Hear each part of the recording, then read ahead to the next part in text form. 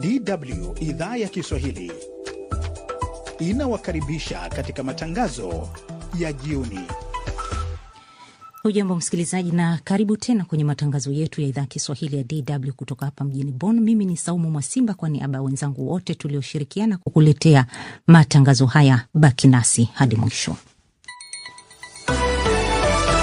DW habari za ulimwengu. Kabla ya habari hizo, mimi ni Adili Konstantino. Albania. Serikali ya Albania imeteua waziri wa kwanza duniani aliyeundwa kwa teknolojia ya AI. Waziri huyo wa AI anafahamika kwa jina la Diela. Ameteuliwa rasmi kwa lengo la kusimamia zabuni za serikali ili kuondoa mianya ya rushwa. Mimi naitwa Diela. Nimeteuliwa na serikali kusimamia zabuni. Ninafanya kazi kiintelijensia. Swali linakuja.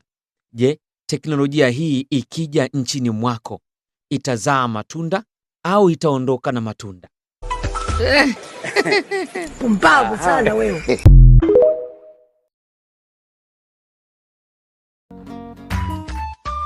DW idhaa ya Kiswahili inawakaribisha katika matangazo ya jioni. Hujambo msikilizaji na karibu tena kwenye matangazo yetu ya idhaa Kiswahili ya DW kutoka hapa mjini Bonn. Mimi ni Saumu Mwasimba kwa niaba ya wenzangu wote tulioshirikiana kukuletea matangazo haya. Baki nasi hadi mwisho. DW habari za ulimwengu. Kabla ya habari hizo, mimi ni Adili Konstantino. Albania.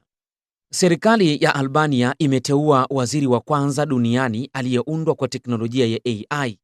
Waziri huyo wa AI anafahamika kwa jina la Diela. Ameteuliwa rasmi kwa lengo la kusimamia zabuni za serikali ili kuondoa mianya ya rushwa.